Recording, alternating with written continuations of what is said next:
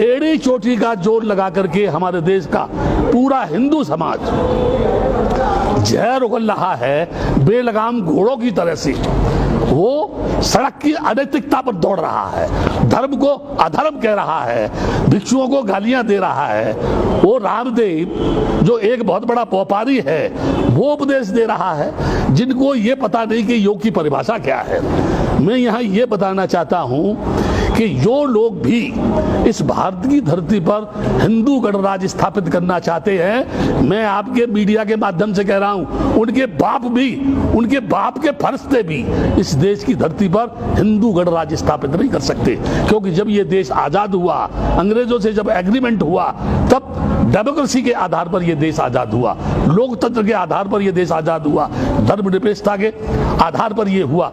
मैं पूरे देश के लोगों से यह जानना चाहता हूं, क्या वेदों में कहीं हिंदू शब्द है? क्या पुराणों में कहीं हिंदू शब्द है? कहीं गीता में कहीं हिंदू शब्द है?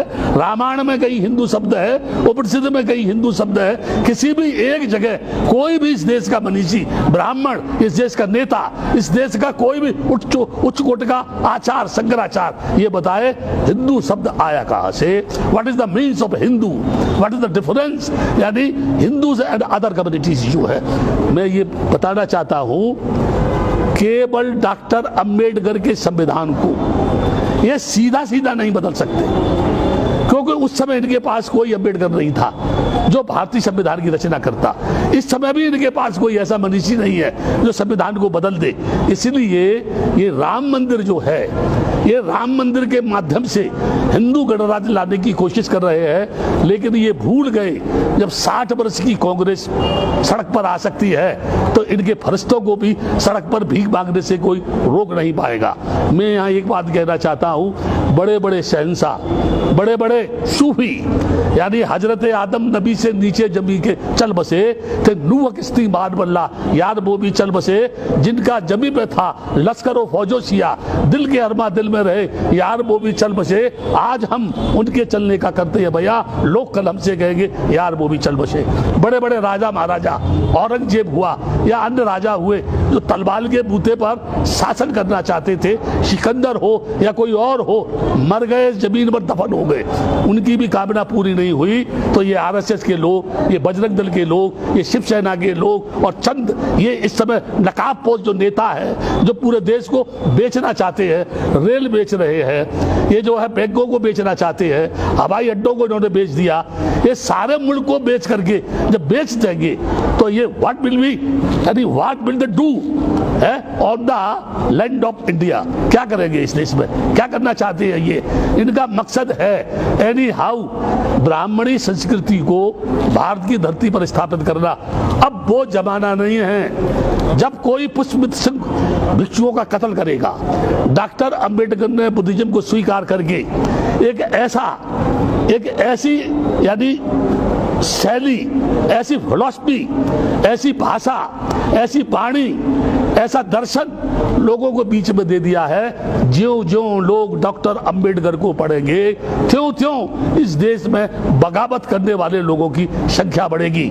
सच को कहना अगर देशद्रोही की श्रेणी में आता है, ब्राह्मणवाद की सच बात कहना अगर देशद्रोही की श्रेणी में आता है, तो मैं देश के लोगों से कहूंगा, मुझे किसी भी चौराहे पर खड़ा करके फांसी लगा दो, मुझे कोई आपत्ति नहीं है, लेकिन मेरे मरने के बाद भी मेरे जिस्म का एक एक कण ये बोलेगा ये बुद्ध भूमि है, ये बुद्ध भूमि है, ये बुद्ध भूमि है, ये राम जन्म भूमि नहीं है। अगर कोई ये कहता है कि राम जन्म भूमि है तो मुझे बताए राम का जन्म कैसे हुआ? वो कौन थे जिन्होंने चावल दिए थे? उन रानियों के संतान किससे पैदा हुई?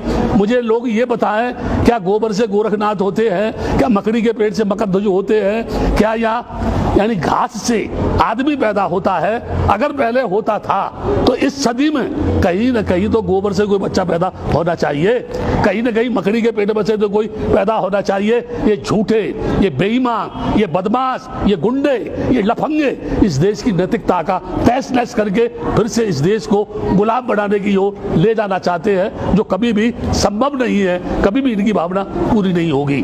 बुद्ध ने कहा पहले अपने आप को जीतो, उसके बाद दूसरे की जीतने की बात करो। पूरी दुनिया जानती है कि बुद्ध के आगा महाबोधि बिहार बौद्धों का है। पूरा त्रिपिटक कहता है कि अयोध्या जो है साकेत नगरी के नाम से जानी जाती है। ये कह रहे हैं ये राम मंदिर है, और कह नहीं रहे हैं, उन्होंने उस जगह बाबरी मस्जिद को तोड़ करके राम मंदिर बनाने की शुरुआत कर दी। यहाँ एक प्रश्न है, जब वहां बाबरी मस्जिद थी ही नहीं तो आपने मुसलमानों को 5 एकड़ जमीन देने की घोषणा क्यों की? क्या आप उनको खुश करना चाहते हैं? और फिर ये अभी रक्षाबंधन आ रहा है, उसके साथ साथ ईद आ रही है, और ये 27 से फिर यानी 5 तारीख तक लॉकडाउन करेंगे। ये लॉकडाउन का मतलब क्या है? कोई भी आदमी किसी भी प्रकार की सरकार के खिलाफ बगावत नहीं कर सकता है, और वो जो चाह रही है उसे वो करेंगे। लेकिन मैं एक बात बता रहा हूं, ये कुछ भी कर ले ये सफल नहीं होगा। मंदिर बना ले, ठीक है ना, मंदिर बना ले। ये अभी भी किसी ने कहा, मैं कह रहा हूं इस बात को, जितने भी मंदिर हैं भारत की धरती पर, अगर उनके पुजारियों को वेतन के अलावा जो भी फंड है वहां, अगर पूरा फंड ये सरकार ले ले तो 130 करोड़ लोगों की समस्या का समाधान हो सकता है। लेकिन ये ऐसा नहीं करेंगे, क्योंकि मंदिर के नाम पे तो भड़काते हैं, ये मजहब के नाम पे तो लड़ाते हैं ना, इसलिए ये नहीं चाहेंगे। आप मुझे बता दीजिए, जिस भगवान को कभी देखा नहीं, जिस भगवान से कभी बातचीत नहीं हुई, जो भगवान कभी आया नहीं, जिस भगवान को पूर्वजों ने नहीं देखा, लोगों के बाप दादों ने नहीं देखा, और ये कह रहे हैं कि वो है, कहाँ है, किस जगह है? और फिर अंत में कहता हूं, जब आदमी ही दुनिया में नहीं रहेगा तो फिर भगवान को मानेगा कौन? इन मंदिरों में जाएगा कौन? इनकी पूजा कौन करेगा? इनको चढ़ावा कौन देगा?